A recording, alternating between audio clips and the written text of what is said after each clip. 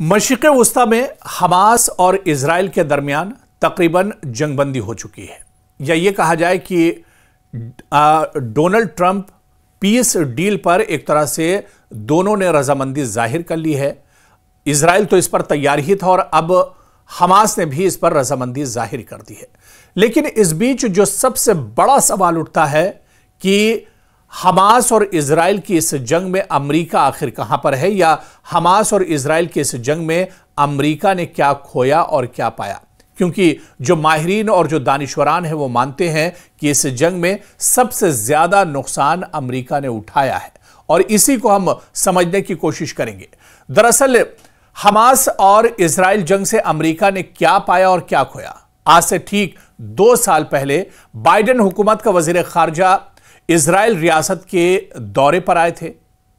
गुरूर से डूबे हुए अमेरिकी वजीर खारजा 7 अक्टूबर के वाक़े पर एक तरह से बहुत परेशान थे, और वो इस जंग को न सिर्फ अपनी जंग करार दे रहे थे बल्कि इसके नुकसान और फायदे को अपना नुकसान और फायदा भी बता रहे थे। इसके बाद से अब तक के अमेरिकी बयानात और अमेरिकी किरदार को जमा करें तो अंदाजा होगा कि यह जो जंग है वाकई अमेरिका की जंग थी, और इसी को हम समझने की कोशिश करेंगे। दरअसल अमेरिका ने इस लड़ाई पर, इस जंग पर अपनी बेहिसाब दौलत झोंक दी, अपनी नाम निहाद अखलाकियात, समाजी अक़दार और अखलाकी पोजीशन सब कुछ कुर्बान कर दिया।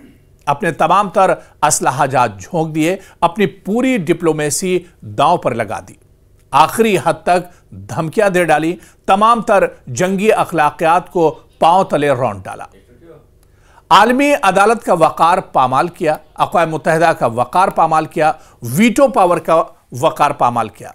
आखिरकार इसके पीछे क्या कुछ हाथ आया, या अमेरिका के हाथ आखिर क्या कुछ लगा है? कुछ भी नहीं, बल्कि आलमी सतह पर इसकी पोजीशन खराब हुई। माशी तौर पर इसको बड़ा नुकसान उठाना पड़ा। सियासी तौर पर खुद अमेरिका के अंदर से अमेरिकी हुकूमत के रवैये और किरदार पर तनकीदें जोर पकड़ती गई। यूनिवर्सिटी एहतजाज ने ऐसा जोर पकड़ा कि इसके खिलाफ बड़े पुलिस एक्शन लेने पड़े, और उसने वहां की सिविल सोसाइटी को बुरी तरह से वरगलाने का भी काम किया। आलमी सतह पर डिप्लोमेसी के मामले में इसका पिछले 20-25 सालों में पहली बार इतना बड़ा नुकसान हुआ है। मशरिक़ वस्ता से मुतालिक इसका पुराना अब्राहम अलायंस का प्लान बुरी तरह डिस्टर्ब हो गया। अभी जंगबंदी का फैसला अमेरिका की मजबूरी एक तरह से मानी जा रही है, वरना जिस तरह से हमास के लड़ाके इसका जवाब दे रहे थे, इसका इस्तकबाल होगा, और इसका दूर दूर तक कोई अंदाजा लगाने को तैयार नहीं था। आप देखिए कि ट्रंप और अमेरिकी वजारत खारजा या व्हाइट हाउस की तर्जुमान की जानिब से जो भी बयानात सामने आए हैं, इनका रंग देख ले, और 4 दिन पहले की ट्रंप और नेतन्याहू की प्रेस कॉन्फ्रेंस याद कर लें। इन दोनों में दरअसल बहुत फर्क आपको साफ साफ नजर आएगा। ट्रंप ने एक तरह से नेतन्याहू को फटकार लगाने का काम किया है, और अब अमेरिका इस जंग को फौरी तौर पर खत्म कर देना चाहता है। पिछले 2 साल से जो 2023 से जो जंग हमास और इजराइल के दरमियान शुरू हुई थी, दरअसल अब अमेरिका इस जंग को खत्म करना चाहता है, क्योंकि इसको अंदाजा है कि इस महाज को तोड़ने और खत्म करने में बहुत वक्त लग जाएगा। मुमकिन है कि मजीद 1-2 साल लग जाए, और इसमें भी किसी हद तक कामयाबी मिल सकेगी, कुछ कहा नहीं जा सकता है। हर गुजरता दिन अमेरिका और इजराइल के लिए मुश्किलात में इजाफा ही पैदा करता जा रहा है, और गजा और फिलिस्तीन की अगर बात करें तो नुकसान यकीनन नाकाबिले बयान है, लेकिन अमेरिका और इजराइल का नुकसान भी नाकाबिले शुमार है। और सिर्फ अगर हमास और इजराइल के इस जंग को देखा जाए तो इसमें गजा में ही नुकसान नहीं हुआ है, या गजा में ही बड़े पैमाने पर जानी नुकसान नहीं हुआ है। हालांकि गजा में तो हमास के नाम पर जिस तरह से कत्ले आम किया गया है, तारीख इसे कभी भुला नहीं पाएगी। हमेशा यह कत्लेआम तारीख में एक तरह से याद रखा जाएगा, क्योंकि माहिरीन ने कहा कि जो घिनौनी हरकत हिटलर ने नहीं की थी, उससे ज्यादा घिनौनी हरकत नस्लकुशी और इसके अलावा कत्लेआम बिन्यामिन नेतन्याहू की इजराइल की फोर्सेस ने किया है। तो कहीं ना कहीं इस पूरी जंग में अमेरिका और इजराइल का भी बड़े पैमाने पर नुकसान हुआ है। और सिर्फ ऐसे ही डोनाल्ड ट्रंप ये जंग रुकवाना नहीं चाह रहे थे, डोनाल्ड ट्रंप ऐसे ही पीस डील लेकर नहीं आए थे, बल्कि इसके पीछे बहुत कुछ कारफरमा है।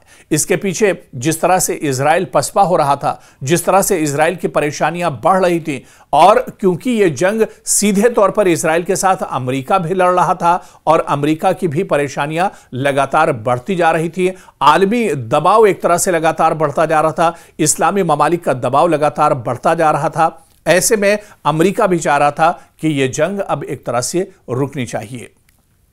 आप देखिए कि एक दरअसल खतरनाक दलदल है जिसने अमेरिका और इजराइल को हर तरह से डैमेज करने का काम किया, और इससे किसी भी तरह एक बाइज्जत जो रेस्पेक्टफुल एग्जिट था वो अमेरिका और इजराइल को मिलता नहीं दिख रहा था। और इसी वजह से आनन फानन में डोनाल्ड ट्रंप ने एक पीस डील तैयार की, और इस पीस डील के बहाने से वो रेस्पेक्टफुल एग्जिट एक तरह से जो एक वाहिद रास्ता है वो ढूंढने में कामयाब हुए।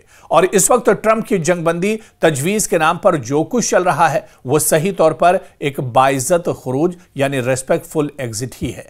अगरचे इस बात को हमास के लोग भी जानते हैं और दुनिया भर के लोग भी जानते हैं कि ना तो अमेरिका अपने मुआहिदों का कभी पाबंद रहा है और ना ही इजराइल। बहरहाल अगर गजा की बात की जाए और फिलिस्तीन की बात की जाए तो यहां के और हमास की जानिब से जो अज़मियत है, होशियारी है, हिकमत है और सियासी बसीरत के साथ एक बार फिर सुलह हुदैबिया जैसी पेशरफ्त का खुलकर खैर मकदम करना चाहिए। और जिस तरह से यहां पर हमास ने भी वक्त की नज़ाकत को देखते हुए बड़ा कदम उठाया और उसने भी रजामंदी जाहिर की है। हालांकि जो माहिरीन हैं और खुद यहां तक हमास का भी यह मानना था कि ये जो पीस डील है ये दरअसल इजराइल के हक में है और इसमें अमेरिका का दरअसल फायदा नजर आता है पूरे तौर पर। लेकिन फिर भी जो वक्त की नज़ाकत थी, जितने बड़े पैमाने पर गजा में नुकसान हो चुका था, जितने बड़े पैमाने पर गजा में कत्लेआम हुआ था, जिस तरह से गजा के हालात थे, ऐसे में अब हमास भी एक तरह से उसने एक मसलहत समझी और वो एक तरह से जंगबंदी के लिए तैयार हुआ है। हालांकि हमास की तरफ से भी ये कहा गया था कि ये जंगबंदी एक तरह से और ये जो पीस डील है एक तरफा है, इसमें कई ऐसे नुकात हैं जिन्हें वो मानने के लिए तैयार नहीं है। लेकिन फिर भी एक तरह से हमास को मसलहतन ये कदम उठाना पड़ा है क्योंकि इजराइल ने हामी भर दी थी। इजराइल ने कहा था कि वो जंग रोक रहा है, वो अब हमले नहीं करेगा। और इसके अलावा हमास के पास जो बंधक हैं, जो अगवा इजराइल के जो लोग एक तरह से कैद हैं, उनकी रिहाई अब होनी चाहिए। तो आने वाले दिनों में इस जंग का और इस जंगबंदी का क्या कुछ असर होगा, यह सबसे बड़ा सवाल ये कि अमेरिका और इजराइल ने और ख़ासतौर से अमेरिका ने इस जंग में क्या कुछ खोया और क्या कुछ पाया। क्योंकि आप जब से जंग शुरू हुई है उसके बाद से अमेरिका भी तनकीदों के एक तरह से दायरे में रहा है, अमेरिका पर भी जमकर तनकीदें होती रही हैं। क्योंकि अमेरिका इस पोजीशन में था कि जब चाहता इस जंग को रोक सकता था, लेकिन जानबूझकर मासूमों का कत्लेआम गजा में कराया गया, खवातीन और बुजुर्गों के साथ जमकर यहां पर जुल्म ढाए गए और अमेरिका एक तरह से खामोश तमाशाई बना रहा। तो ऐसे में नुकसान अमेरिका का भी बड़े पैमाने पर हुआ है। हालांकि अमेरिका इसे मानने को तैयार नहीं है, लेकिन पूरी दुनिया इस सच्चाई को देख रही है।